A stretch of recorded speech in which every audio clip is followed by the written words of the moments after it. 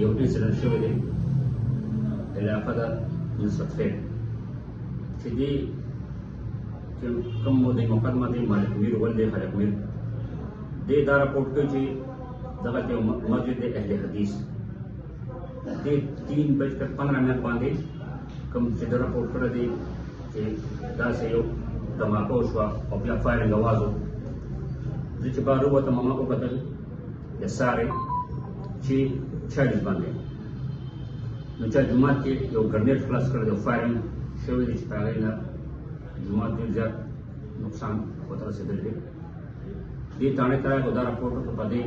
راپورټ باندې کوم ایس ایچ او صاحب او کوم د هغه ټیم دي هغې لاړل موقع ته موږ هم سپاټ ته لاړو نور زموږ ایس پي صاحب هغې هم راغلل چې سپاټ ته موږ راغلو موږ جومات وکتل نو واقعي هغې کې چا ګرنیټ بلاست کړی او فایرنګ هم شوی و د جومات ته ډېر زیات نقصان شوی و هغې په حوالې سره موږ یو دې کې مقدمه رجسټر کړه د نامعلوم ملزمانو خلاف سیکشن 295 3 4 788 427 د اننون اکیوز خلاف هغې کې موږ انویسټیګیشن شروع کړو افسرانو ډي پي او صاحب په نګرانۍ کې ایس پي انویسټیګیشن او زموږ چې کوم ټیم دی موږ دې ایفرټ شروع کړل او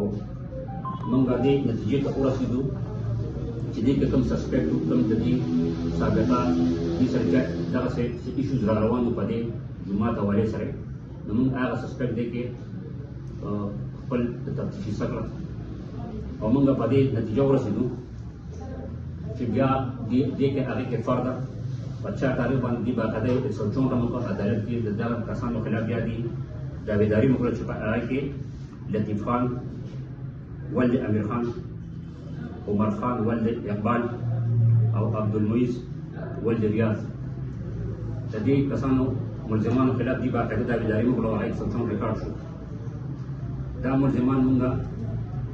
دې کې خپل ټیم او خپل ایفرټ سره د ایس ایچ او صاحبان چې کوم ما سره ناست دي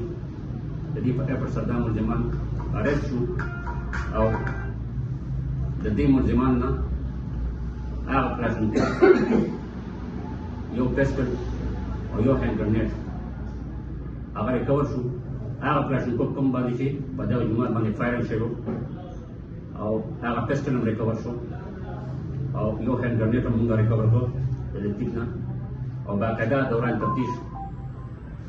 پولیس ته دې دا کنفیس کړه چې دا انسیډنټ موږ کړی باقاعده هغې ویډیو موجود ده په ریکارډ باندې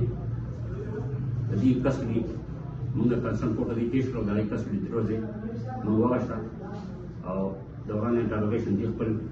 پولیس سره هغه خپل جرم ومنه او فردر انویسټیګیشن شروع دی فردر چې څه به موږ تاسو سره په میډیا په اساس په ریفرنس باندې هم تاسو سره شیر